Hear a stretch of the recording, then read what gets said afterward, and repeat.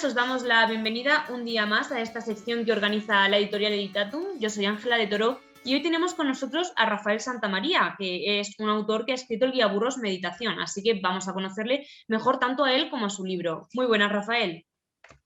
Buenas tardes, Ángela. ¿Qué tal? Antes de entrar en materia, cuéntanos quién eres y qué relación tienes con el mundo de la meditación. Bueno, yo soy médico, hice mi licenciatura en medicina hace ya muchos años y empecé a practicar meditación de forma personal cuando estaba estudiando la carrera. En concreto, creo que aprendí en segundo de medicina. Y bueno, a partir de ahí ha sido toda una aventura porque a nivel personal fui desarrollando en los sucesivos años toda una experiencia con respecto a la meditación y posteriormente a lo que fue el yoga. Y acabé incorporándolo a mi vida profesional, ¿no? Me formé más a nivel de profesor y demás y pude, por tanto, ir incorporando en la consulta con los pacientes todo este tipo de prácticas que atendían a aspectos psicosomáticos de la persona, ¿no? Y de ahí que poco a poco pues fuera especializándome un poquito en lo que son las técnicas de meditación y en concreto la meditación que describo en el libro de vuestra editorial. Hablamos de meditación, pero para la gente que no sepa lo que es, explícanos un poco. Bueno, la meditación es un proceso de tipo mental, un proceso que usa la atención, pero no la usa de forma habitual, sino de una forma específica, ¿no? Con ese uso atencional lo que buscamos es desarrollar o llevar la mente a un estado distinto al estado ordinario. Normalmente funcionamos mucho en lo que se denomina un piloto automático, funcionamos muy en forma inconsciente, moviéndonos sobre todo a nivel de actitudes muy reactivas y poco conscientes. Y la meditación busca llevarnos a un estado donde nos encontremos más calmados, más silenciosos, más tranquilos, pero al mismo tiempo más claros y más lúcidos en cuanto a nuestra consciencia y atención, ¿no? En ese sentido, nos permite ser más dueños de nuestras reacciones, de nuestra vida, de nuestras emociones y regular mejor el día a día, ¿no? En la familia, en el trabajo y en cualquier otro desempeño de la vida diaria, ¿no? Este libro se divide en 6 capítulos. Vamos a ver si quieres recorriéndolos para ver un poco todo el contenido del libro. En el capítulo 1 hablas de dónde venimos, ¿no? De dónde vienes. Y me gustaría preguntarte qué es el territorio interior, que hablas de esto. Bueno, este capítulo un poco expone la situación en la que todos, al menos en alguna ocasión, hemos estado, ¿no? Que es una situación donde nos sentimos presionados, donde nos sentimos estresados, donde tenemos demasiadas responsabilidades, obligaciones, etcétera, etcétera. Y eso poco a poco va generando una situación de disconfort, de malestar e incluso de enfermedad, ¿no? Empezamos a tener problemas pues con el sueño, con la digestión, etcétera, etcétera, que no es más que la expresión de la respuesta de estrés, ¿no? Es respuesta que se pone en marcha siempre que nos sentimos de alguna forma amenazados y presionados por determinadas circunstancias.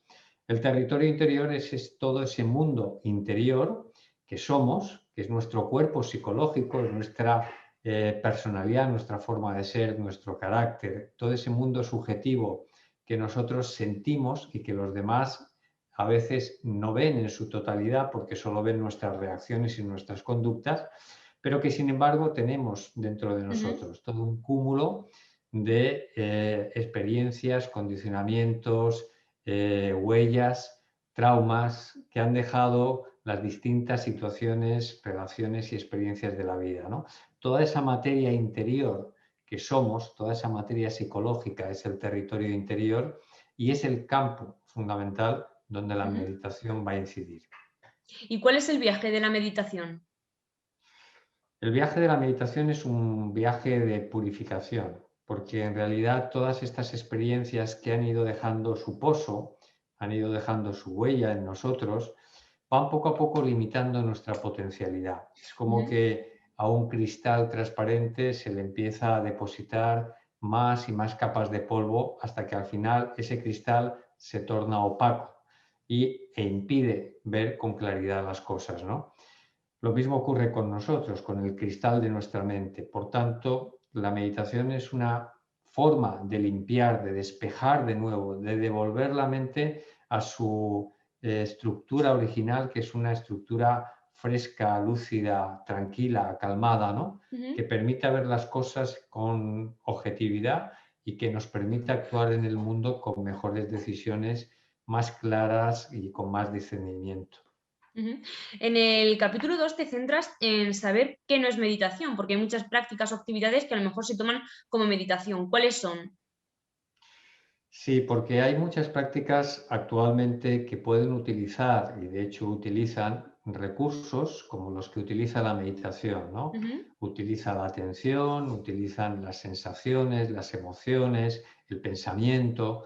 Todo esto también se utiliza en meditación, pero es cierto que la mayoría de estas otras técnicas, métodos o prácticas que han ido surgiendo y que además son relativamente recientes en cuanto a pocas décadas, pues se centran quizá en objetivos más concretos, ¿no? Objetivos que pueden ser desde la psicoterapia en el caso de la hipnosis, ujú, la relajación en el caso del bienestar físico, la visualización para conseguir determinados objetivos, etcétera, etcétera, ¿no? La meditación, si bien comparte algunos de los recursos o mecanismos con estas prácticas, tiene un origen claramente diferente, ¿no? Surge desde hace muchos miles de años en tradiciones fundamentalmente de tipo religioso, ¿no? Y buscan sobre todo estas prácticas meditativas, que son de diversa índole, buscan un objetivo común que es trascender el territorio interior, trascender al individuo, trascender el ujú. campo del sufrimiento que ocasiona la vida y el estrés y devolvernos, digamos, a nuestro origen espiritual, ¿no? Entonces, tienen una función y una meta mucho más espiritual que puedan tener estas prácticas, ¿no? Ujú, Por tanto, aunque comparten también beneficios, como puede ser la respuesta de relajación, en realidad la meditación busca descondicionarnos, liberarnos de todo condicionamiento y poder abrirnos así a una conciencia mayor de nosotros mismos y del mundo. ujú. ¿Y el yoga podría considerarse como meditación? De hecho, la esencia del yoga es meditación. Ujú, El yoga surge en la tradición india, dentro de lo que es la tradición védica, y es una ciencia del desarrollo humano. La definición que se hace del yoga se hace en relación a la mente y se hace en relación a un estado muy particular de la mente que se caracteriza por ese estado de aquietamiento de todas las turbulencias, agitaciones y movimientos que habitualmente tenemos en forma de pensamientos, ujú, emociones, sensaciones, etcétera, etcétera, y busca que ese estado de yoga, dejar la mente en un estado de de inmenso silencio, de mucha calma, ¿no? Pero al mismo tiempo muy despierta. En la vida ujú, cotidiana nosotros tenemos una experiencia que es, si nos relajamos mucho, nos dormimos. Y para prestar mucha atención necesitamos estar muy estimulados, muy excitados. De ahí que nos ujú, tengamos que tomar a veces un café o dos para terminar de despertarnos y poder concentrarnos o atender el día a día, ¿no? ujú, La meditación es una forma de acceder a un estado donde estamos muy despiertos, pero al mismo tiempo muy calmados. Y esa es ujú, la esencia del yoga. Lo que pasa es que el yoga en Occidente se conoce fundamentalmente por todos los aspectos externos del yoga, que es la práctica con el cuerpo en forma de asana, de ejercicios, de posturas o de ejercicios de respiración y de relajación, ¿no? ujú, Pero en definitiva, la búsqueda del yoga busca producir un cambio en el estado de nuestra mente. ujú. Pasando al capítulo 3, formulas la pregunta ¿a dónde vas? Y vimos que mencionas que hay tres estados ordinarios de conciencia, más luego un cuarto. ¿Cuáles serían? Bueno, los tres estados de conciencia ordinarios, que son los que todo el mundo vivimos y transitamos por ellos diariamente, que son el estado de vigilia, en el que tú y yo Ujú, estamos ahora interactuando, tenemos una noción, una conciencia de nosotros mismos y tenemos una percepción de un mundo que es un mundo bastante estable, ¿no? aunque sea un mundo que cambia en sus circunstancias, pero bueno, las ciudades están ahí, las personas están ahí, nuestros cuerpos están ahí y todo esto tiene una estabilidad, ¿no? Ujú, Hay una capacidad de percibir ese mundo como tal y de actuar en él. Ese es el estado de vigilia. Luego tenemos dos estados de conciencia que también vivimos, que es el estado del soñar. Cuando nosotros nos vamos a dormir, tenemos dentro de las horas nocturnas periodos de sueño con sueños. Esa realidad del soñar es un estado de conciencia diferente ujú, porque el cerebro y el cuerpo funcionan de manera distinta a como lo hace durante la vigilia. Y además nuestra percepción de nosotros mismos como soñadores es bien distinta a nuestra percepción cuando estamos despiertos. Y el mundo que percibimos en el mundo del sueño también es un mundo mucho más inestable, caótico, efímero, que poco tiene que ver con el mundo ordinario del estado de ujú, vigilia, ¿no? Y finalmente tenemos un estado de conciencia que es el estado de sueño profundo, en el que simplemente el mundo desaparece y nosotros tampoco tenemos conciencia de nosotros mismos. Por tanto, es como que entramos en un estado de total amnesia o anestesia, ujú, donde no somos capaces de recordar ni de percibir nada. Más allá de esos tres estados ordinarios de conciencia, el yoga propone que existe un cuarto estado de conciencia. Ese cuarto estado de conciencia está, digamos, en la base de estos tres estados de conciencia relativos. Relativos porque van cambiando, ¿no? Y porque ujú, vamos, digamos, interactuando en ellos tres a lo largo de todos los días. Ese estado de conciencia, ese cuarto estado de conciencia, que se denomina trascendental o conciencia pura, porque está más allá de los tres estados que ujú. ocurren en la mente, es el objetivo final de la meditación. Buscamos a través de la práctica meditativa tomar conciencia de ese cuarto estado de conciencia que nos permite ser conscientes de nosotros mismos, pero sin pensamiento. Es como que de alguna manera en ese estado somos nosotros, somos conscientes de quiénes somos, pero la mente, el pensamiento, la agitación habitual de la mente se ha detenido. Ujú. ¿Y qué papel juegan los condicionamientos en todo esto? Los condicionamientos son los que estructuran de alguna manera nuestro territorio interior y estructuran también nuestra forma de ser y nuestra personalidad.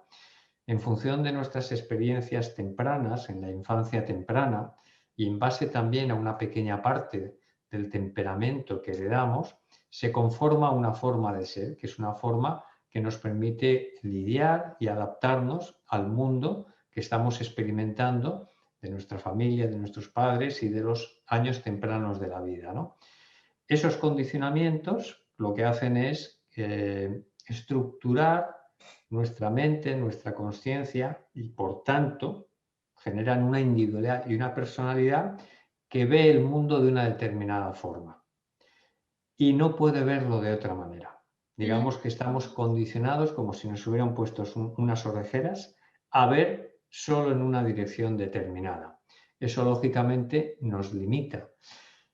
Por otro lado, existen condicionamientos que en esa forma de ser se van depositando y en función de esas experiencias se generan condicionamientos más o menos traumáticos, ¿no? Todos vivimos experiencias dolorosas, ujú, pérdidas, separaciones, enfermedades, etcétera, etcétera, que van haciendo mella en nuestro potencial, que van disminuyendo nuestro potencial como seres humanos. ¿Mm? ujú, Esos condicionamientos lo que hacen a su vez es servir de resistencia, de obstáculo para percibirnos como seres completos, como seres libres, como seres no condicionados, que sería cuando estamos establecidos en ese estado de conciencia trascendental.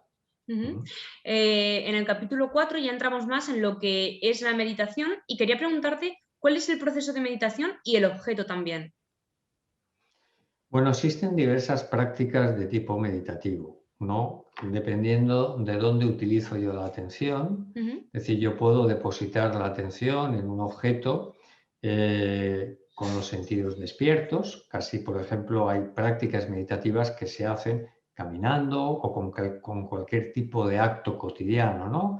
como puede ser comer, como puede ser lavarse los dientes, ujú, ducharse, caminar, etcétera, etcétera, ¿no? Forman parte de un cuerpo de prácticas meditativas que se conocen como mindfulness y que forman hoy en día uno de los grandes campos o métodos de meditación bien estudiados por la ciencia, ¿no? ujú, Pero aparte de estas técnicas de mindfulness y de atención en el exterior, hay un grupo de técnicas que utilizan la atención en el interior.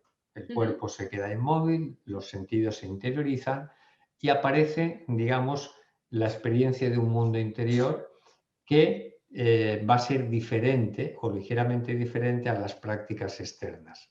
Sin embargo, lo más importante es saber no dónde pongo la atención, si en el mundo de fuera o dentro, aunque siempre, digamos, la atención va a estar un poco en ambos.